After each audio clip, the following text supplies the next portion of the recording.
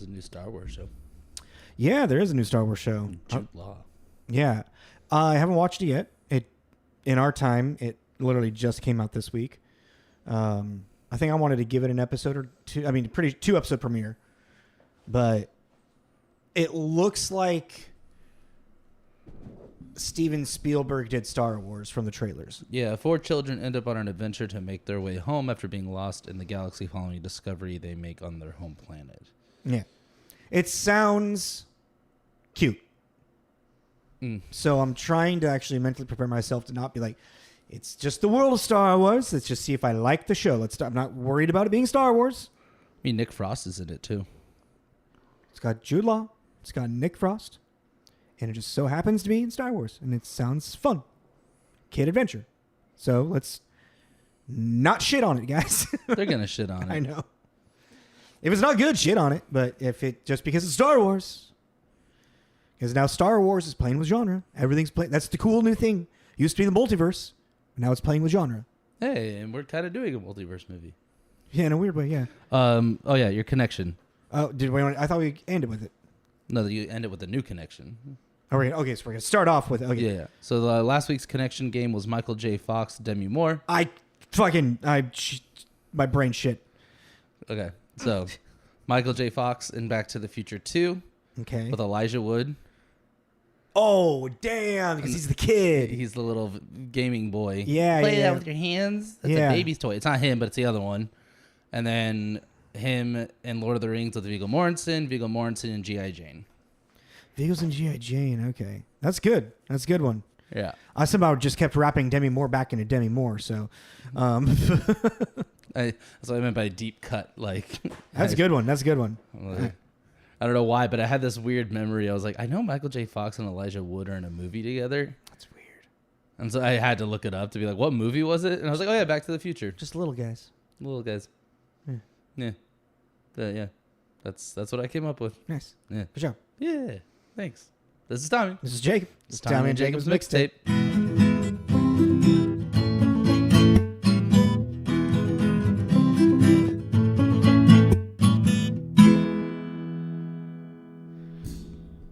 I'd be careful with that. It might actually do it. Yeah, I'm going to stop touching it. Hey, be careful with that spring. It might break. Did it? Oh, maybe I shouldn't touch it. Fucking fool. At least we'd get it on camera. Yeah, it's true. Then I can put it on the internet for everybody to see. Yeah. Amateur podcast host goes blind in one eye. Right? It'd probably be this one. The one that's already fucked? Yeah. Why not? Yeah. I wanted to keep it in the jar. You can get a fake eye? Pop it out at parties? Get a light. Get like a glowing one. Get like what the guy in the bad guy in any movie ever. No, the specific one that we reviewed, Last Action Hero. Oh yeah, he had fun ones. Yeah. Nah. All right, well let's get to the movie now. Hello everybody. This is TJ's Mixtape. I'm Tommy. That's Jacob. We are a movie review podcast. We talk about movies, who made them, who's in them, and how they are, and then give it a little rating at the end. Arbitrary, but it's just what we nice end to the episode. So doesn't the if we don't like it, doesn't mean you don't have to like it. Yeah, it just means it wasn't. If you really like it, you really like it.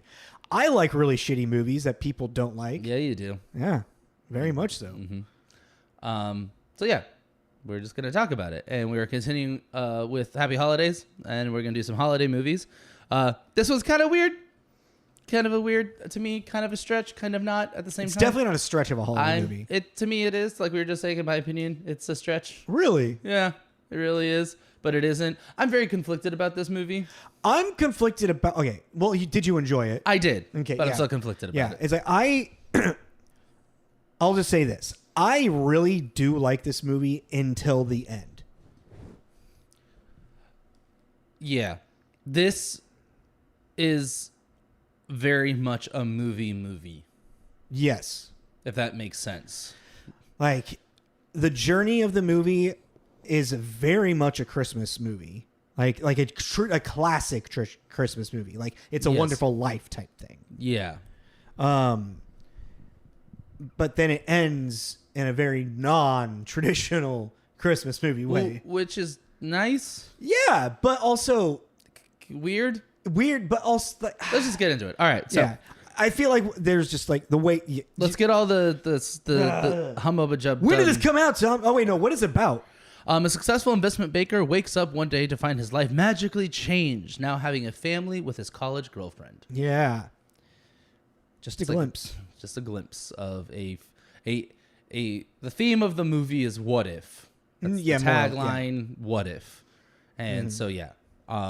But we'll get into more of that later because this movie's weird. And because I will like, go down a big thing is like I remember the first time I watched it, I do want to say is like I thought it was like second chance or like lost something, lost opportunity. Yeah, which yes, but no, it literally is what if. Yeah, and we'll get more into that later.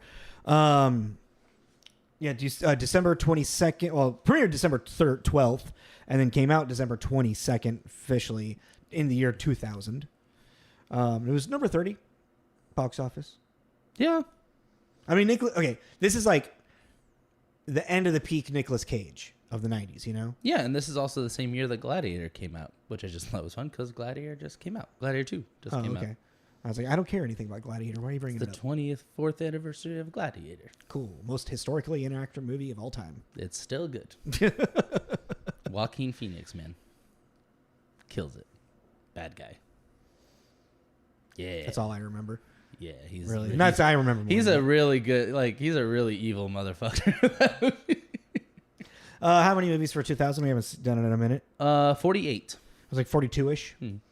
I could probably tell you the premise to 8 more of them that I just have not seen. That's fair. All right. Well, yeah. Let's get into it. And we'll just do a quick one of this. The director is a man named Brett Ratner. He's not a very cool guy. Yeah. We don't have to get into it, but he's not a cool guy. He's part of the Me Too movement. Yeah. And some stuff about him, which didn't know until... Which is, I feel like after reading it, I was like, oh, I did hear about this. And it was just like... I didn't hear about him. Yeah. But, yeah. So, yeah, he directed it. And moving on. The writers... was written, the Davids. Yeah, right. Pretty much. Written by a duo. They have a very small career for Hollywood, really.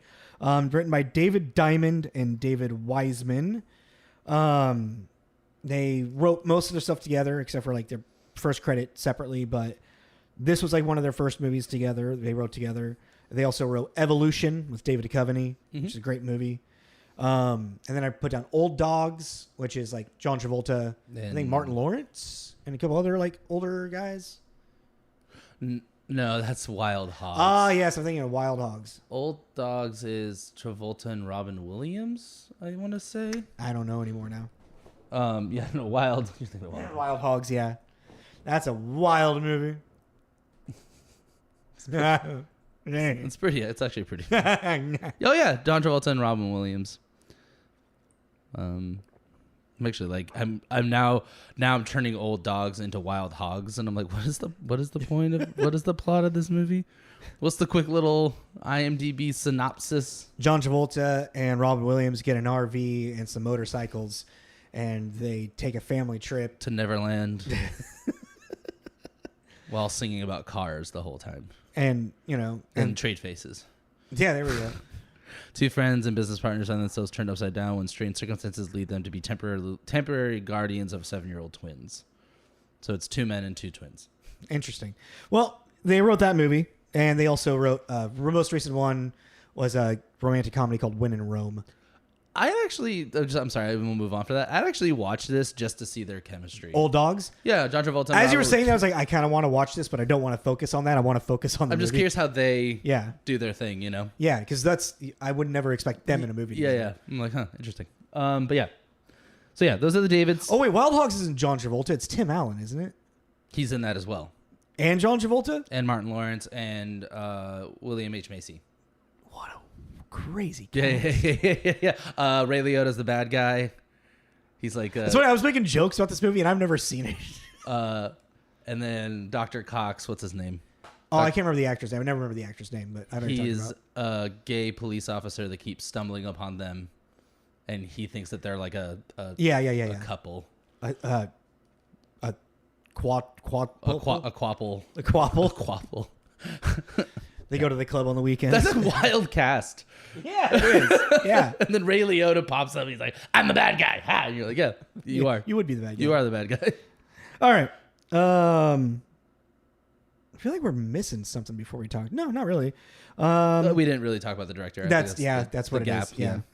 All right. Let's go into starring then. Yeah. Our two leads.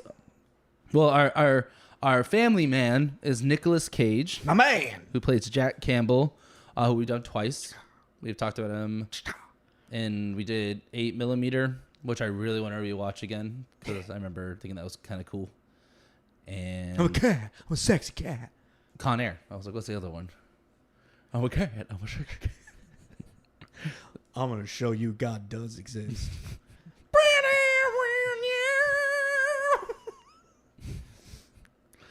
Like that movie less than 8mm. I got to show you Gone in 60 Seconds. I'm really not interested. Oh, but you will be. So yeah, Nicolas Cage is Nicolas Cage. Once the tip-top kind of action guy, he now does really weird shit with his career, and I really dig it. Awesome! If no one has seen Renfield, it's pretty fun. He started out doing really weird shit. Yeah, 8mm is pretty weird, too. Oh, no, before that, bro. Like, Vampire Yeah, Kid. bro. What the fuck? What are you saying, dog? The Nicolas Cage is coming out. Put it down. A, B, C, D. I really thank you for not committing to the whole thing. Yeah. But It's hard. That's a hard that bit. go back to weird shit. What weird shit are you talking about? Like Vampire's Kiss. He was in When Peggy Sue Got Married. Oh, he was. I'm drawing blanks on other ones. Like, he didn't really become like action star Nick Cage until I don't think like maybe Con Air really. Was it Con Air? I'm just looking real, trying to go back. I mean, maybe Face Off was for Con Air. Yeah, Because he was all over the place. He was like weird. He just when did it happen? I think it happened with The Rock. Yeah, it happened with The Rock. The Rock. Yeah, that makes sense. That's when it really started. Like, because you have The Rock and then Con Air, Face Off. It's City of Angels thrown in there. Yeah. When did he do Leaving Las Vegas? That's his Academy Award. Do you have an era? It's Like what early year? 90s. Early 90s. It might be Honeymoon in Vegas? Is that what you mean? No. Leaving Las Vegas. 95. Okay. Because he did another one called Honeymoon in Vegas. Yeah, with Sarah Jessica Parker. Oh, yeah. Cool. Yeah. I know my Nick Cage, motherfucker. I think we covered Nick Cage. National Treasure. I like that movie. I could talk about Nick Cage for an hour. We could do a whole banter episode of Nick Cage. Really could. But yeah, well, let's move forward. And then our lovely, beautiful Talented. wife, very fucking talented, which also reading, apparently they weren't sure who to cast as the wife. And then after after they got Nick Cage on and everything, and they had her do a reading, they're like, wow, she can really capture the subtleties of what this character is saying and doing. And she really fucking can. Yeah, who is it? Say her name. See you say it. Tia Leoni. I think it's Taya. I don't know. Tia Leoni. She's got the accent above the E. I forgot to look up how to pronounce her name. Yeah, but she's incredible. I always forget how much I really adore her because I don't see her every time. I don't see her a lot because she only has like 30 credits or something like that. Yeah, I mean, a really big breakthrough was actually a sitcom that I want to watch called The Naked Truth. Where she was like a really respected journalist and then she lost her job and then ends up starting to write for like a gossip column. Well, and then she also had Madam Secretary for like 5 years. What's that? It's a TV show. Oh, another TV show? Oh, okay. Yeah. Like she's also in Fun of Dick and Jane. Yes, which she's really funny in. Yeah. That's actually, it is sick. She has got great comedic chops, you know? You can see that in this movie too. Well, in Spanglish. I have not seen Spanglish. She's really great in Spanglish. She's in Bad Boys. Yeah, what do you mean? I don't like the first Bad Boys. That's fair. The second one's hilarious. I like the second one a lot more. But she is in it. Michael Bay. Ghost Town with Ricky Gervais. Yeah, you were saying that. Well, and something funny that when I noticed when watching it is that she just has an incredible ability to make chemistry with whoever she's bouncing off of. And I just thought that was really incredible because I was just kind of going through her leading, her opposite leading man. Yeah. And I was like, okay, so we've had Nick Cage, Jim Carrey, William H. Macy, Jurassic Park 3. William H. Macy, which she's pretty obnoxious. That character is really annoying. Ghost Town, which that one I was like, okay, that's pretty good. Why don't you just say what you said And about Ricky Gervais? I don't know. You said to get chemistry with that man is impressive. Yeah. Well, but also I don't know. I just know that I've heard that Ricky Gervais is really hard to work with because he can't keep it together. He's constantly laughing and giggling and breaks all the time. So because he thinks he's the funniest man on the world. I just think he gets. I don't know. He gets a kick out of himself. Well, but also it sounds like camera shy to me. Just after 30 years. So yeah. I don't know. There's a camera on me. Look how funny I'm. I mean, we've been doing it for how long, and I still hate this thing. His eyes are moving. Can I put googly eyes on mine? Sure. That might help. Okay. Give it a personality. Something to actually look at. Yeah. Not an empty soul. Yeah, not this little black box. Like a Black Mirror episode. That was fun. I explained that show to my mom the other day. Oh, yeah? Yeah, because we were talking about the Twilight Zone. Oh, cool. I was like, the new Twilight Zone is this. It's terrifying. And I told her a couple of premises, and she's like, it's terrible. And I was like, yeah, it's terrible. Really give you existential crisis. So who else is in the movie? I stopped there. I put down Don Cheadle because he's a very pivotal. Is that how you say it? Cheadle? Yeah, I thought it was Don Cheadle. Cheadle? Yeah. I thought it was Cheadle. Cheadle. Like Cheadle. Oh, I don't know. But yeah. Don Cheadle? Yeah. Pivotal. Strange. Weird. Why are you saying it like that? Because it was weird. His character. Yeah. Hey, I'm going to come up and fuck everything up real hard. No explanation. I'm out. And then he walked out. He's a Christmas spirit. And then a Christmas angel. Yeah, but he had that. He kind of had a more. It was definitely chiller, but he had like a vibe like that fucking taxi driver in Scrooged. Yeah, yeah. The Ghost of Christmas Past vibe. Just like, I'm just gonna come over here and shake up all your sodas and put them back. Yeah. You know. Well, I mean, that's kind of, again, going back into the classic Christmas movie trope. It's kind of the thing, you know. It's a Wonderful Life, you know. No, I mean, how he's doing it. Not the assertiveness, the in your face with a gun and then you be a good guy type thing. Yeah, that's what I'm talking about. I'm talking about the way that we're doing this. I was just like, interesting. Very fitting for the time. Maybe that just didn't age. You know? Oh, what I mean? No, it didn't. Not at all. So you're like, well, that kind of doesn't make it.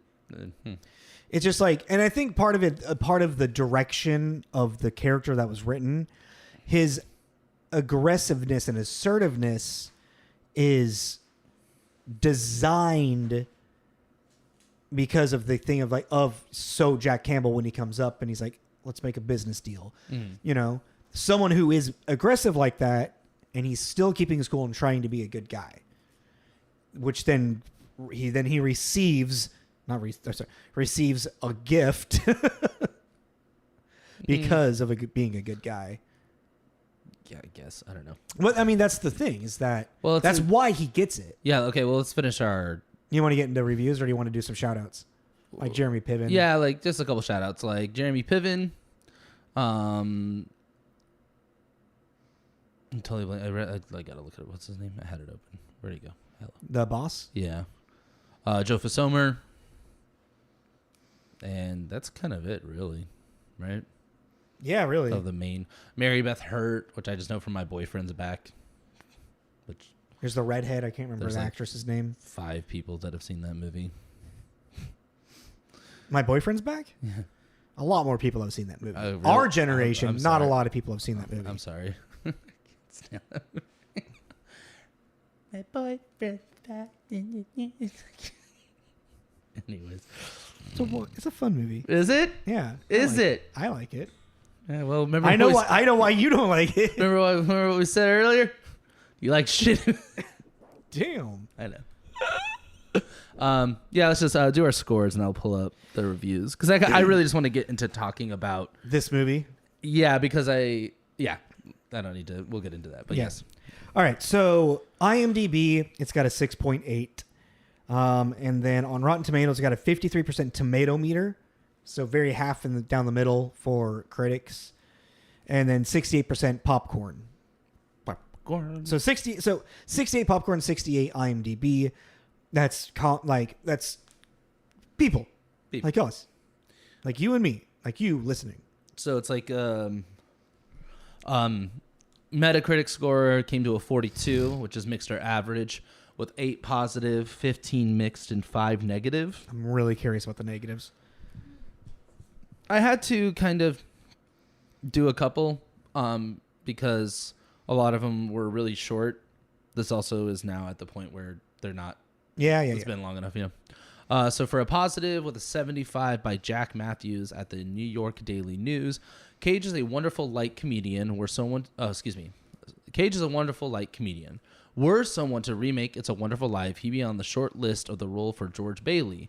And Leoni is Donna Reed reborn, which I thought was interesting because of It's the Wonderful Life comparison.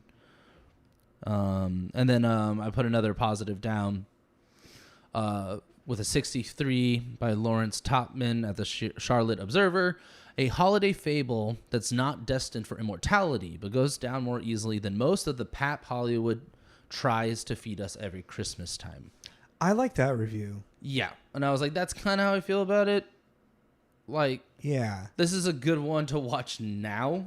Yeah. In the beginning, because it's still Christmassy, but it's not jingle all the way in your face. It's kind of more subdued. And then with a 50...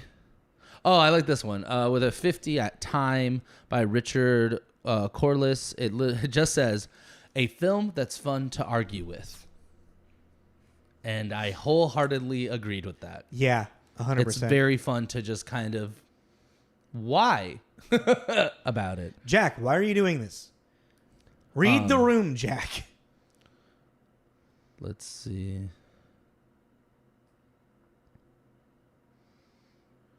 I had one. I lost it. Whatever. I had notes of reading these ones, and now I'm reading them again. I'm like, Oh, yeah? Yeah, whatever. I mean, a lot of them are just... like the movie's phony, they're great.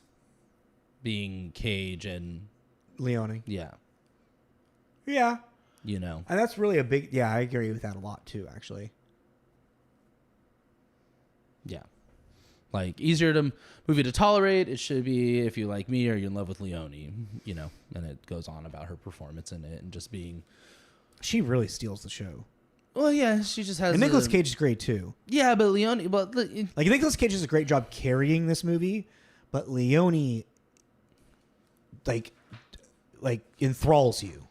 Well, yeah, and it's just easy to fall in love with. It's the Will Ferrell thing. It's like, this is a very subdued Cage. So even if you're not really a Nicolas Cage fan, because he can get so...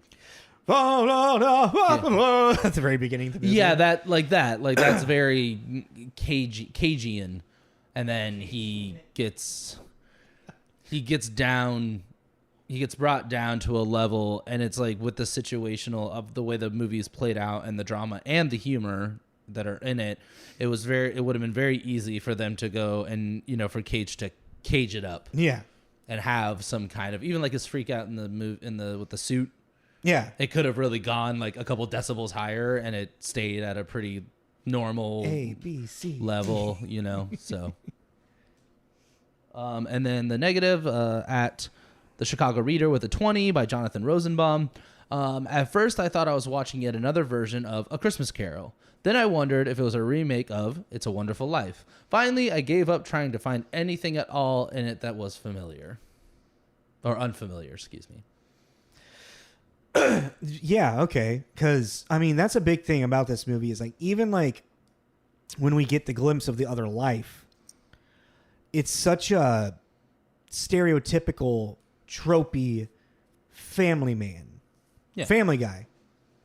You know? Like, early Family Guys, like, they had the bowling league, the desk job,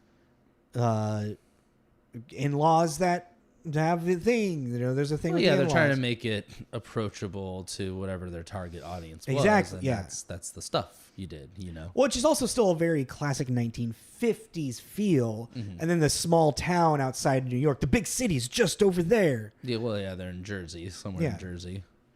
And then the Zero by David Darcy. What were they thinking? Ouch. Yeah. I really want to read that full review. Same, yeah. Like, that's what you took out of that? I mean, okay, if that's kind of like his response to what this whole setup and build up for the entire movie was to the ending, I 100% agree with that. Because the ending does, I think, hurt the movie that bad. Okay, well, let's get into it. So, yes, this movie, if you have not seen it, and if you have and you don't remember, is we meet Jack and, what's her name? Kate. Jack and Kate are at an airport. 1988. And they're saying goodbye. And their goodbye is because Jack is going off to London to continue his trade, and that nothing will change between them. They will love each other forever. You know where It's it's only going. a year, Kate. I'll be back. And then we jump after that, after a heartfelt plea from girlfriend to stay. Also, but really, I want to go back to that moment. He says no. He leaves as if he's like, I'm breaking up with you for a year. There's no talk or like exposition or anything about like how they didn't agree to try a long distance. They're going to try long distance. It's just he's leaving for London for a year. And I felt it was implied implied of what? that they were going to try long distance. Then what? But then they never say how they broke up. It's just like, oh yeah, I left at the airport and we never talked again. They drifted apart? I don't know. Long distance. Long distance shit gets weird. I know, but they could say that from never experience. bring that up. He never brings that up. Because the breakup isn't important. I kind of get it. I kind of get why they were doing it to focus. Number one, this movie is way too long. Okay, so stop trying to add shit to it. All right. This movie did not need to be as long as it was. It's like 2 hours, 5 minutes. Yeah, trim it down a little bit. We get it. You know what I mean? There's a couple things that just they really dragged on that didn't need to be on. Mm-hmm. But whatever. You know, hindsight 2020. Who gives a shit?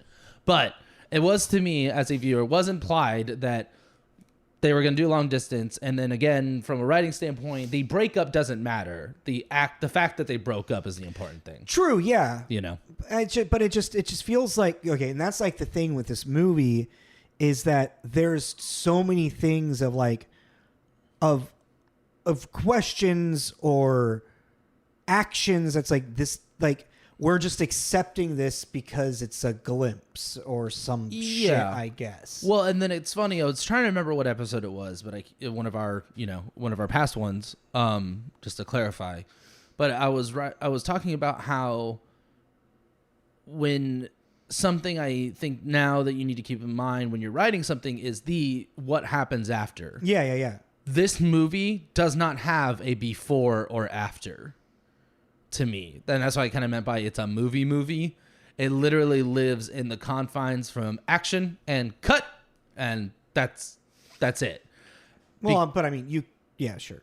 But because well, you're kind of like what you're saying. It's like we don't know what happened. All we know is that they were together. Now they're broken up, and then the end of the movie happens, and this man is damaged now from this experience. No, 100%. And I don't know how he's gonna make a relationship with this person work now without looking like a total and utter lunatic. Yeah. Yeah. Well, okay, but that's also another thing. You know what I mean? Is the way that it's kind of like you could argue in the Christmas magic of it all. I'm a cat. I'm a sexy cat. I just realized what I was doing with my hands. I'm gonna ban Nicolas Cage from the roster. Oh, you want to do that movie? Nope. Anyways, what? Continue. Since he wakes up on Christmas Day or Christmas Eve day, whatever, Christmas Day, back in his, penthouse, it could have all just been one long dream. It wasn't. It could have been. No, it's not. It could have been, sure, but it's not written that way. It happened. As the audience, we were privy to the actual glimpse he got. Yeah, I did think that too. But what is a glimpse?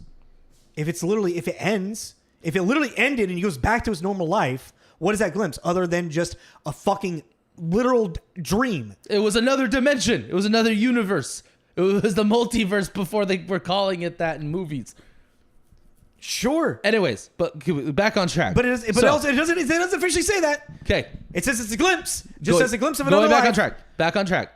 Oh, I am on track with it. No, but what? You jump to the end of the movie. Go back to the beginning. So we have this breakup. Okay, that's where we were. And then 13 years later, they have now separated for whatever reason. It doesn't matter what. Long distance, and they separated. And now Jack has fulfilled his goal to become a very successful president of an investment branch. He has everything he wants. And he's very rich, having very meaningless sex. But my issue with that is, and I get it. I feel like they were trying to not go into the trope, the Christmas Carol trope of him being a horrible guy. He's not, and it's kind of it was like that's one thing I like about this movie. I like it, but it also makes you go, then leave him alone. Yeah. Because when you meet him, you think he's gonna. He's having this meaningless sex with someone also that seems to be enjoying the meaningless sex. She's also what she wants to do. So it's not like he's like being a creep on women. It kind of sets up this idea of like successful people that haven't settled down haven't found real success in life. And I have a problem with that carrot. I have a problem. Yeah, same. I have a problem eating that carrot. Yeah. Because, and that's just also the aging of it. Mm-hmm. Because you then meet him interacting with people, and it's not Frank Cross from mention Scrooged again, where he's literally abusing everyone around him. He's like nice. He's giving his concierge guy like free financial advice that he would charge a lot of money to give, and he's just like, hey, by the way, you do this and you'll have a really good Christmas. I mean, the worst thing is that their firm is working Christmas Eve and Christmas Day but which then he has a really good response of, my present comes with 10 zeros. Do you want the money? Then sit down, shut up, and work. And I was like, you got into the wrong field, because, and that's just what was funny. It's like some people need to do that job. These kinds of people, they're needed to make these like big mergers and stuff for the money to circulate. That's a really lame way of putting it. I mean, it's a very capitalist world, and point of view, but it's like with these and he also I'm pretty sure if the guy that was sitting next to him was like, I just want to go home to my kids. I'm going to go home to my kids. I don't think he would fire him, but he'd be like, all right, I guess you're just not getting as much money. Yeah. And that's what, and he just, because that's what I'm saying about being kind of mixed feelings about it, because there's things that I like they did that, but I'm also confused that they didn't make him this very stereotypical. Because at the end of the day, it's like, well, then is he supposed to learn a lesson? Why is he going through this? I guess that's what it is too. It's like, I guess sitting there with this whole, it'd be one thing if he was just now with this person again and got to see a glimpse of their relationship. Yeah. But to add the family element into it. Live for like 2 months with it. He lived a year. No, he didn't. Yeah, because he went all the way to Christmas again. No. It ended at It ended in March, after Valentine's Day. Oh, right. He went back in time basically to hit the right. Okay. Yeah. All right, that makes more sense. I was like, Jesus, let him sit in this for a year? Yeah. That's fucked up. That'd be even worse. Yeah, man. that's why I was like, this is brutal. But yeah, so once and that's kind of what the issue becomes. It's like, well, what was the point? to just it's kind of like Rick's multiverse glasses. Yeah. Right. And then Jerry just has a complete breakdown about all of the things that like he would have, how successful he would have been. If yeah, didn't you know. And then even Beth would, but then they wouldn't have been happy because remember how that episode ends? No. Jerry on a drug binge runs up to find in the alternate dimension to find Beth. He's got a needle in his arm, and he's like, I always thought about what could have been. Oh yeah, no. And that's how, because Beth and Jerry are about to break up in the episode, and then they both see that happen in that universe. So they're like, they always were meant to be, but it's toxic, so it's fucked up. Okay. No, I don't remember that, but it's like just on the as a whole that premise is very weird. It is. It's very strange. And I had a thought and I lost it. Sorry, did I rip it out of you? That's cool. Knock it out of you?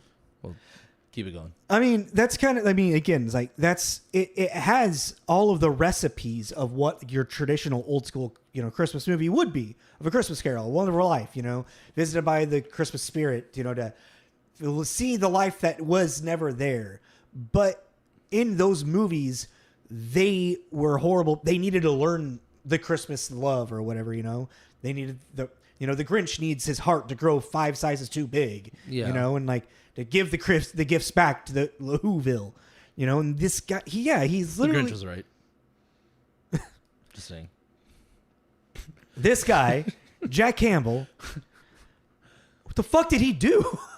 He didn't do anything. Yeah, that's really, and that's why I think it's the weird movie, because it has like kind of what we're talking about. It has these huge tropes in it, kind of until it matters, and then they don't have the trope. Like the trope that's going to continue the story and being like, okay, like yeah, it's a lot like this, but that the reason it's a trope is because it works to get to point to A, B, C. A, B, C. It's the way to do it. But then they go, hey, yeah, so we're going to have the trope of the bowling alley. Oh, okay. Well, was he an asshole in this other life? No. Yeah. What? But, but he's definitely being an asshole in this life. But he's sad, and then it shows, it's like, he looks pretty happy in his life. Like, yeah. He's got everything he wants. All you're doing, and that's where it gets wild, too, because then it's like, this life has happened. He basically is the consciousness of, let's just call him our Jack. There's our Jack and other Jack. Okay. So the consciousness of our Jack is now in other Jack's body. Family Jack. Fucking his life up. Yeah. Because he's just being an asshole to everybody. And Jack, that other Jack was happy as well. He wasn't pining over the life he could have had. So it's like, you're kind of, and you're like, you're fucking your kids up. You're driving your wife crazy because she thinks you're having a midlife crisis. It kind of is. Now. Suddenly. Forced, forced midlife crisis. It's just a really bizarre movie. Well, and that's another thing is that he's forced into this glimpse. And that's what the angel he calls it character just a glimpse. Keeps calling it. And his his lack of awareness. It's like, I know it's like, it would like it obviously like you're put into the situation. You don't know how anyone would really act because like it's just, mind melting. You go cuckoo. Like the way that he runs back to his like penthouse and he doesn't own anymore, like a lot of that. But then just the way that he like starts treating people around him, like with the suit thing, it's like, dude, read the room. Like obviously but then you don't have a movie. Yeah. So that's why it's like it's a movie, Yeah. Like no, exactly. So there's a lot of these moments you're like, why would you it's do like, that? You wouldn't do he's that. He's forced to, like the character is forced to act this way to make it a movie. Yeah. To make it a story, which is still a very classic Hollywood, just old school Hollywood type of movie. That's the thing is it has that feel, kind of like The Phantom. I know it's not a Christmas movie or anything, but The Phantom has that old golden age action movie vibe. Yeah, exactly. And it works, even though it doesn't make really any like logical sense. It makes movie sense. Mm-hmm. So same kind of thing with this, but in a comedy, dramedy kind of way. It's like, well, we need to set up the joke so he can do the punchline, and his reaction is the punchline. So that's why it feels like a movie. And I don't know if you go in expecting, I think you go you're in not expecting that. Well, I think I did at least, and if I did, that means maybe most likely someone else did too. I went in kind of thinking this was going to be a little more grounded, and it's not very grounded. No. Like at all. But it feels like it. But it looks like it. It's presenting like it is. But it's really not. But that's a weird place for your brain to be in, because if you're going into something, you're like, well, this is in its own universe. And because it keeps going back and forth in this sense of ungroundedness and groundedness. And the groundedness is when he's free falling in love with Kate. Well, yeah, it's Kate, basically. Yeah. She's the groundedness because she is... Then it kind of goes back into me saying that how like Tia and her whole ability to turn on chemistry, because then there's the whole scene with her in our Earth, our world, and the fact that she just turns it off when she's talking to Cage. Just it's like a piece of gum on her shoe. She just you're there kind of reaction. And I was like, that's really fucking incredible. I don't know when they shot what. Yeah, but I'm just because of the movie, I'm like, well, you've been acting this whole time as if you have like this life with this person, and you're doing a great job. And then to follow up the next scene, like you've never even like you haven't seen him in 13 years. Yeah, I was like, wow, that's really that's really incredible. I could see them actually filming the beginning in it, like that timeline all first, and then all the family stuff second because of location. Yeah, totally. I just. But it just had me thinking about it. But yeah, she's like the most grounded thing in it. But it's just, I just thought of this too. I'm like, what if it was an alien? Don Cheadle's character. The little girl thinks he's an alien. That is a possibility. There is no confirmation of what he is. It's really no confirmation of what it is in A Wonderful Life. Yeah. I mean, I don't know. That one, I'm like, yeah, that's an angel. But he acted more like an alien. Like you know that people have described aliens to look like angels. Yeah. Well, have you ever heard about angels, like in the Bible? Oh God, they're terrifying. They're aliens. I mean, Nope. Yeah. Yeah, they're. But like but even Don Cheadle's character kind of acted like what he thought certain people would act like. Yeah. Like kind of like a Mr. Bean. kind of. Well, Mr. Bean's an alien. Yeah. Yeah. So that kind of like, kind of, well, ooh, this is what we're doing. Well, because even then, that's the thing. Maybe it was a demon. Because even like he's like, I don't know. I guess that's kind of the point. But even when he's like, it's a magical being. He's setting up people for failure. It's a magical man. And it sounds more like a demon to me than an angel. I'm gonna show you Key and Peele skit after this is over. You know what I mean? Yeah. Like even the girl at the convenience store and giving the wrong change. Yeah. It's like, well, no, okay. It is more demon. You're tempting them. He's testing them. He's tempting them for their soul. He's putting them in these situations. But he's testing them but it's kind of opposite, because a demon would then like, you did the bad thing and now I'm going to punish you. As opposed to this, like, you did the right thing. No. I'm going to punish you. Well, no, it's yeah. Well, no, because demon's not gonna go. I'm gonna punish you now because now we have you. So now we just gotta wait for you to die, and because of this, then we're gonna punish you. So then, you're a good guy, so now I'm gonna give you something. Like it's now that's the story of Job. Hey, I killed your family. Here's a new one.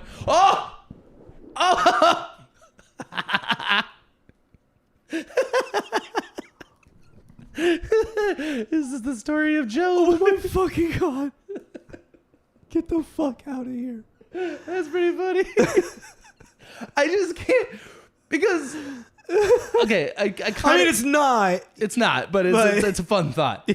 But it's like for people that maybe don't, like I said, didn't see it or don't remember, the reason that we're maybe not, I feel like I at least am not articulating enough, is this man is put in a parallel universe in which he stayed with the love of his life, which he is now realizing that, oh shit, I never stopped loving you. Yeah. And I never realized that really, because I was never in a position to face it. Yeah. And you're like, okay, cool. Well, it's like even at the very beginning, it's like, some woman named Kate called you. He's like, it's old college girlfriend that I left at the airport. Yeah. And that's also, he's saying that right there, but going back to what I was saying, left at the airport, like, anyway. And he's like, I don't know, maybe she wants closure, and I'm not going to do that. And then it's funny, at the end, he's coming all fucking weird. But like, well, he has this whole like, Christmas Eve nostalgia, blah blah blah blah blah. But fuck,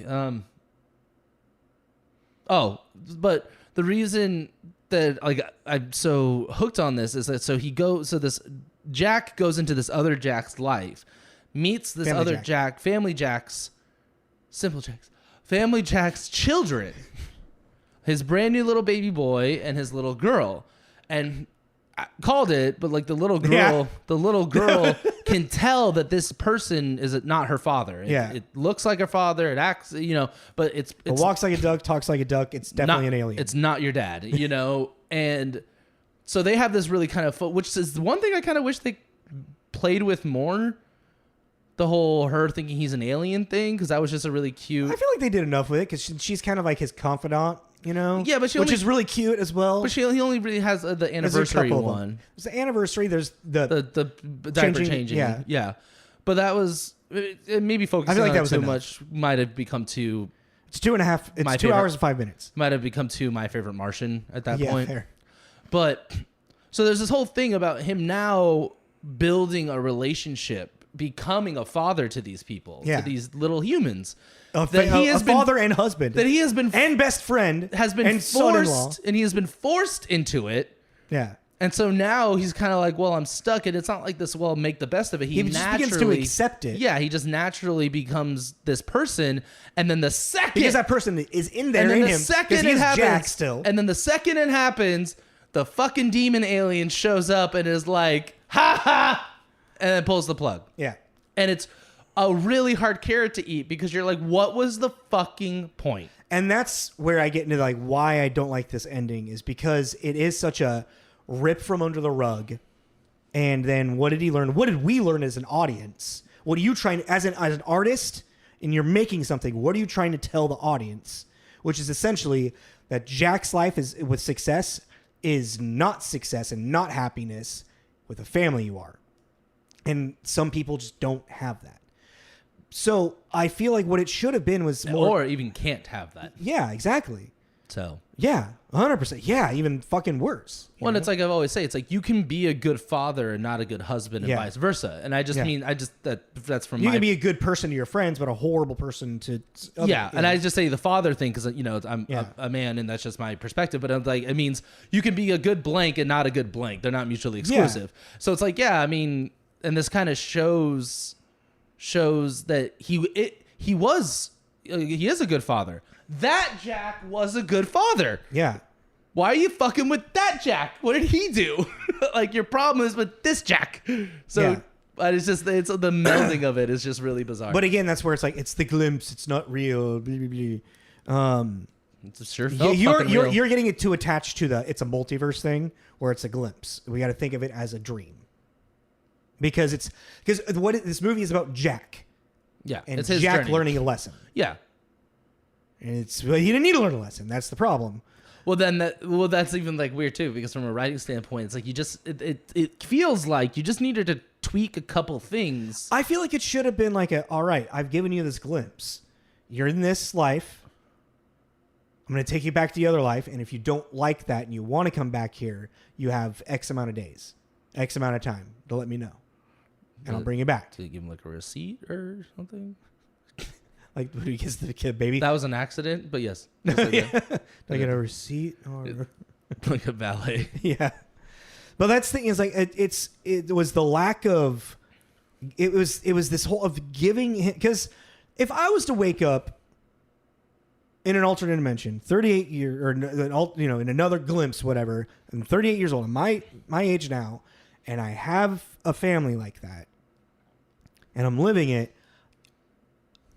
it's Stockholm syndrome. You would learn to love it, unless it's awful, You can learn to love something awful. That's true. But I mean, just like, cause the thing is like also everything that he has, like he woke up to as a quote unquote loving father, loving husband, loving friends, the fucking greatest guy in town, pretty much. He was the perfect man. And then now he has to figure all of that out. Well, I mean, that's what his whole spiel's about. Exactly. At the table. So, of course, waking up in that life is easy to find a way to acclimate into, Well, I'm like thinking, yeah, but I'm also wondering, it's like, I don't know. Like you're saying, I'm too stuck on the. It being a multiverse thing. Don't worry about that. No, but also I think you kind of have to, because then you're talking about it strictly being a dream, and we don't have any confirmation of that. We don't have any confirmation that it's a multiverse. I know, but I'm just saying. You're saying. Yeah. That's why I'm trying to take out the idea of like how he's messing up this other person's life because it's this Jack's life. Yeah, but what I guess what I'm saying is I'm now trying to think from a writing standpoint, because I mean, when I was texting my mom about this, because I was like, oh yeah, I think you'd like this movie, whatever, and then like one of her first texts was, what happened to the kids? And I was like, that is again, it's a very hard carrot to eat, like, because also she was really cute. Yeah, the W's, or I can't do that little New Jersey lisp thing she does. I'm not even gonna try. I don't even know what I kind of don't know what you're talking about. Wabbits. You know, the W's. She did a lot of You wascally wabbit? Yeah, she did it's a thing little kids do until you have to get like speech therapy and shit. Oh, I had more troubles with T's and K's. I couldn't say Cookie was Tookie. Soldiers. I called them shoulders. Shoulders. My brother called trucks fucks. That's cool. Anyway. One of my life couldn't say shirts. She called them shits. Nice. I was like, oh, what's this? She's like, a shit. Mom's like, knock it off. Stop it. It's funny. She's like 3. It's funny. Exactly. Get her to say the shits. But yeah, no, exactly. I mean, that's where, and him rushing off to her and then him doing the whole. Oh God, what a fucking 90s trope bullshit. And for him to be like, just have coffee with me. Because I'm a cat. I'm a sexy cat. You started off with Keanu Reeves and you ended with Nicolas Cage. That was very interesting. Very similar vocal. Do you like cream with this one? I am the one, the sexy cat. Then that one went Keanu, Cage, and then Bill or Ted. Which one's what? Oh, Theodore? Which one's which? I think he's Theodore, so that'd be Ted. No, you can't remember. It's like, anyways.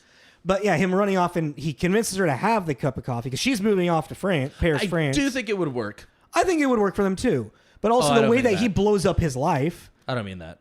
What do you mean? That's a good point, though. Yeah, he really royally fucked up his life. I meant that spiel. I think, obviously, depending on the person, but I think that spiel would have worked.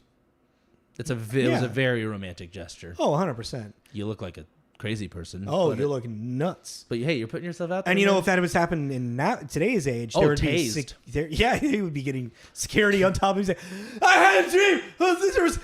We had kids. And I love you. There'd be one going for the head, one going for the legs, and they would boom. Tell him I see your dog's kid. It's like Jim Carrey getting carried out in Liar Liar. Sorry. Did I just totally bogart what your joke? Yes, that's not even the joke. But yeah, and this is also during a time when you could still go out to the gate. Yeah. For our young listeners that don't know about that. Fair, yeah. And well, I mean, the World Trade Centers, big shot of those. That was really weird. What do you think? Every movie should just edit them out? No, God, no. No, I'm not. Then what's weird about it? Because it's right around the corner from this movie. I think this movie might be the last time they were shown.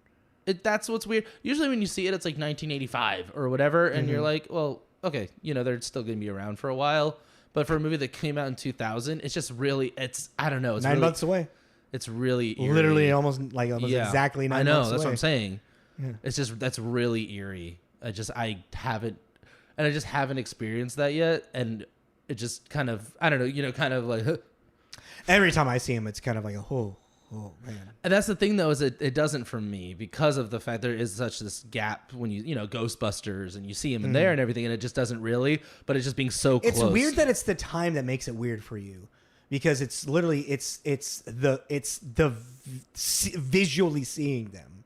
Yeah, well, mine is the action of it being around the corner, I think, and I just never really put the two together. Maybe now, when you see them, now they're ruined. Yeah, maybe they're kind of ruined for me because of that. It's just slightly enough jarring. That was the first time that I was, since it happened, seeing them and being like, well, Got an entire country with fucking PTSD from a thing. It's crazy. It's they say it's our JFK. Yeah. You know, It's our- everyone remembers where they were. Yeah. But yeah, that was interesting. I was like, oh shit. Well, even then, because I remember you see him in Men in Black, and I never had that. It was just Far Enough Away, and that was like 1998. Every time I see the movie, I feel like that Leonardo DiCaprio fucking meme, like right there they are. When you see the towers? Yeah. Oh. I mean, not like oh, look, it's me, but it's just like Yeah. there they are. Yeah. Remember what? Never forget. I always forget how fucking big they were. Yeah. God, they're mammoths. All right, we spent too much time talking about the towers. Okay, choice, him, and I feel like he should have had a choice. What are we at timing wise? Like 55. Okay, so We got- sorry. yeah. But I feel like we could be wrapping up too. Oh, yeah. Sorry, you said it on your back. I'm just agreeing with you. You were agreeing with me while being conflictual. That's who I am. It is. I have this memory. God, I wish I remember what we were talking about. Where I like ripped your head off because you were arguing with me. And like we're agreeing. I was like, I'm just saying it differently. I'm saying the same thing. You're like, what? I'm like, yes, I'm agreeing with you. I'm just saying it differently. That was funny. Anyways, yeah. So it's like, but then it's like this idea of kind of what there was never a choice. There was never a choice. There was never a choice in this never a thing. choice. There was never a choice, and there was never a reason. And like you're saying, this idea of you need to have, I think anything saying you need to have X, Y, and Z, otherwise you're not doing it right. Yeah. Is a very dated, very old way thing. Because even things jump back, let's put a year on it. 15 years, right? You were a loser if you lived with your parents. 2006. Now, it's a very acceptable thing because, well, it's culturally, depending on your culture, obviously. But now it's just in general. American culture, that was such a faux pas. If you don't move out when you're 18, you aren't doing it. You're not doing it right. Whatever the fuck that means. You're not doing it. You're not doing life right. No, you're not an adult yet? And now we're you at mean this how point, I just graduated high school? And now we're I'm at not a this fucking adult. point where, like, financially and situationally, it's like it's an understanding. People are like, yeah. Like, you're living with your mom? My mom, my parents have a hard time with rent, so I'm helping them with the house. Oh, my mom is sick, or whatever. You don't even need a justification anymore. Which you really need a good one. I think there's a difference in saying like, oh, I live with my parents versus like, oh, I'm still at home. Yeah. But I totally what was I? Sorry. No, but I did that. Time.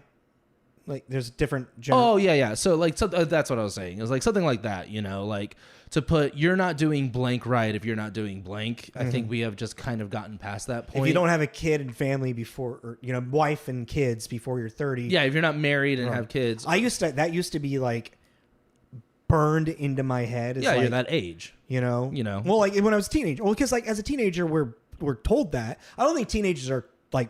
Told that. That's what I'm saying. You're that age. And I remember like it's like if I don't have a family by the time I'm 30, then I've fucked up. Now I'm and then as I got if you didn't go to college, you're basically a criminal. Yeah. And then it turned in my early 20s. I was like, well, kind of early 20s. Like, oh, if I don't have a family by I'm 40, then I probably fucked up. Now I'm almost 40, and I'm like, I don't fucking. Well, even I did Jack and I can't remember his friend's name.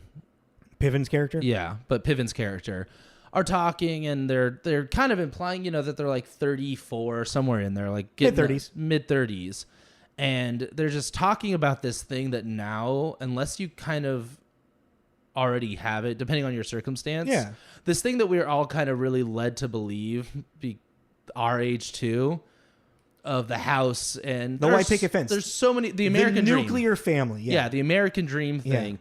For some people, is just such a foreign concept now because of how difficult it is. You can do it, but you got to go move here. You can't really be in this kind of cultural.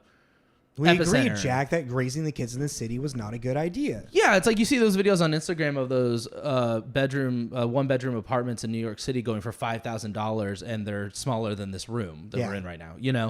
So it's just like this really interesting concept to look at that thing, and then you're looking at it from the point of now of being like, it's very that's what it is. The movie is very preachy about that. It is. And that is a hard pill to swallow. Saying that, though, again, that's the confliction. I really enjoy it because I think that the thing that I enjoy is the performances. Yes, the two of them, either together or on their own, I think are great. Yes. And I think that's makes it worth a watch. It's a holiday enough movie without being Jingle All the Way, Miracle on 34th Street. Really, I think it fits. I believe that is 100% a holiday movie because of its classical holiday movie tropes. Yeah, but it's not. It's an attempt at doing that.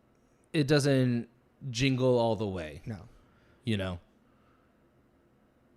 In a one-horse open sleigh. It's not. We did jingle all the way, didn't we? Yeah, we did. Last year. I think we gave it like a 1.5. Yeah, it was bad. It was really bad. It's like mind-blowingly bad. Well, I mean, okay. I hated every second of it. I really did. I really hated every second of it. Oh, God. Those are my cookies. It's like... Get away from my cookies. Yeah. It's like Arnold. I think I grew out of Arnold, except for certain ones like Kindergarten Cop and stuff, like the classics, Oh, we got to watch True Lies. I've been really wanting to watch End of Days randomly. I don't know why. Yeah. I've been feeling That's like... a very Arnold movie. Yeah, no, but I've been feeling some occult demon stuff recently. All right. I've been having that itch, like crap, like the not like Ninth Gate, Johnny Depp, like that one, like that kind of off. Constantine. That one's great though. I know, but yeah, that kind of off the path stuff, Anywho, this movie, okay, but you keep saying it's not like the Jingle All the Way, which is such a very specific lane of holiday movie. That second time I meant like the song, like it's not. Oh, Jingle Bell, like, any of that. Pick one. I don't care. I'm just saying. In a like Miracle on 34th, like, are you talking about lighthearted? Hallmark. I'm talking about Miracle 34th. Over the overly over the top Christmas movies that are just screaming red and green. That are just how the Grinch. Elf, like that, okay, like stuff like that. That are it's a randomly. I think what I'm having a hard time swallowing with this comparison that you're doing is you keep bringing up ones that are specific comedies when this one is a drama with comedy in it. Like, this is like Miracle 34th, Wonderful Life. I'm trying to think of one. Love Actually. Well, even I'm putting Miracle on 34th Street because the fucking dude on trial is Santa Claus. Yeah. It's not like that. No. Because even then we are introduced to an angel character and then it's kind of forgotten about until the end of the movie. Its holiday charm is not in a sense of comedy. It's in a sense of learning a lesson. All I'm saying is it's not covered in tinsel. And no, it's not. Yeah. I'm just okay. I'm just confused on unlike why Elf, you're bringing it up why you're making that comparison. Because if you're not really a holiday movie person, this is actually one you can watch because it's not. I don't like Christmas movies, really. Yeah. I don't like that over the top red and green in your face covered in tinsel shit. Except for How the Grinch Stole Christmas. Yeah, that's like a whole universe though. That's also the Who's. I like the Who's, like Horton Hears a Who, and I like Dr. That's a Christmas movie though. Yeah. But it takes place in a snowflake. Like, yeah. Yeah. I forgot about that, actually. Name another one that I'm like really into. I love Dr. Seuss. You know what I mean? I'm not really a Christmas guy, but even then, I like it. I like that movie because I like how unhinged the Grinch is. Yeah. That's why I watch it. Like, even then, perfect example. When he gets his heart bigger, I completely lose interest. I like it when he's going around causing... That's when I actually, get invested. Yeah, I'm like, no, because also, you'd be a dick too if everyone was thinking how much of a piece of shit you were 100% every 10 true. seconds. 100% true. 100% true. You know what I mean? It's like Squidward. It's like as I get older, I get them more. Like, fuck SpongeBob. He's annoying. You know what I realized? That's what I mean, though. Do you understand that? What I'm saying? It's like it's a holiday movie without fucking drink the eggnog. You know, it's more digestible than fucking Buddy eating spaghetti with maple syrup and marshmallows, and you know what I mean. Like that's the thing I can't really. What is it? Will Ferrell said you have one take or something like that. You like this? That scene. Like this and The Ref. That's my kind of holiday movie. You know what I mean? Still very different films, But I see where you're at. Yeah. So I think that's what I like about it, you know. And also just the performances are great. And like I said, I'm kind of blown away that she only has like 30 credits. It's like, is she secretly like really hard to work with or something? Or she might just be very particular, but also, like I said, she had a couple of years on a sitcom. She did that one show. I mean, that's true. That's a 5-year show. She's like 170 episodes, so that's a huge chunk of your life. Jesus Christ, yeah. So that's where she's been, I guess. But yeah, Leoni is just incredible. I mean, also I think she's like super pretty. She is gorgeous. Like she's just stunning. Even like everything. The only thing I have not liked her in is Jurassic Park 3 because that character was a fucking idiot. So did you not like her? Or did you not like the character? I don't know. I know you can do it. I have a really hard time with that separation. Yeah. I'm like, well, because even then it's like, were you supposed to not like the character because she did a great job, or probably, yeah. She's like over the microphone. What's the bad idea? And then fucking that sounds like a very unlikable person. Spinosaurus. That she's done a really good job performing. Yeah, has. And Spinosaurus comes and does she die? Jurassic Park 3? I haven't seen it all the way through. Oh, really? I've only seen the beginning. I'm like, why are you asking me? I've only seen the beginning and then the scene where they're like walking into the fog and the pterodactyls are coming. That's a terrifying scene, actually. That movie had a lot of stuff in it that could have been really cool. It just was a really terrible movie. Fair. It was just waste. It was cool ideas wasted on a bad movie. Fair. Anywho, all right. Well, we're at 66. What do you want to give it? I don't know, honestly. I think like I like it, so I want to give it like a 3.5, but I'm trying to. I think 3.5 is way too high. It is, so I'm going. If you let me fucking finish. I was just. But from a movie standpoint, it does have some pretty critical issues. Mm-hmm. So we need to, I think, bring it down a little bit. Like I think, for me, this actually might go in the rotation of holiday movies I would put on. Cool. Which is kind of. I think I have some friends that really agree with you. That you people met. I just met. Yes. Oh. They said this is like when they're like wrapping presents. This is the movie like. Yeah, because it's still got enough humor to keep it on the background, but you could find yourself getting invested, especially when their moments of even their hardships are still really interesting to watch. So, so like I would give it a high 3.5, but I don't think it. Well, because like you personally. Yeah, but it's also it doesn't deserve a 2.5. It's not that low, I don't know. I mean, we gave Violent Night a 2.5, and I think it does have script issues on par with that. I wanted to give Violent Night a 3 because even then, it's actually kind of very fitting because Violent Night was Christmas magic. I don't know how it works. The Family Man, Christmas magic. I don't know how it works. And the writer just went, "Fuck it." Nobody knows. But that's the funny thing with Violent Night. He's like, I still don't understand how it works. That's Santa, always how it is. That Santa doesn't even know how it works. Yeah, that was the funny thing is that nobody knows how the Christmas magic fucking works. I think I was in a mood and being a little too hard on Violent Night, to be totally honest. Fair. So 3? Yeah, I think Family Man is a 3. Just because the performances alone. Okay, so let's put it this way. Okay, I wouldn't even say the performances alone. Yes, you first. 2.5 on writing. I really do think if it was different people in it, this would have been a huge flop. Because even then, like its budget was $60 million and it made $124 back. So people went and saw this. People liked it because Nicolas Cage. So I think though, if you had just swapped those, I don't know who. I'm not going to go into all that. But if you had swapped it out, this would have been a much bigger flop. So I think that the writing is a 2.5 because it's just not very interesting. And maybe even now, from today's standards of 2024, it's just not a very interesting concept because of all the multiverse shit that we got. But with the performances, I think it bumps it up to a 3. I think, and I agree with all of that, but I think also like what helps it sit at a 3 as well is the knowledge and the attempt of it being a classic Christmas movie with a modern, for the 2000s, a modern twist of the 2000s. Which they succeed at, actually. Kind of going back into what I was saying about the Phantom. Yes. The old Hollywood thing. But it's like it's the old Hollywood thing, but they succeed in attempting a fresh new take for what was represented in the 2000s. Yes. So that's why, in a way, I could see that bumping it up to maybe a 3.5, but I think a 3 in general because it wasn't executed perfectly. Yeah. Okay. I'm down for that. Sweet. You name an actor. I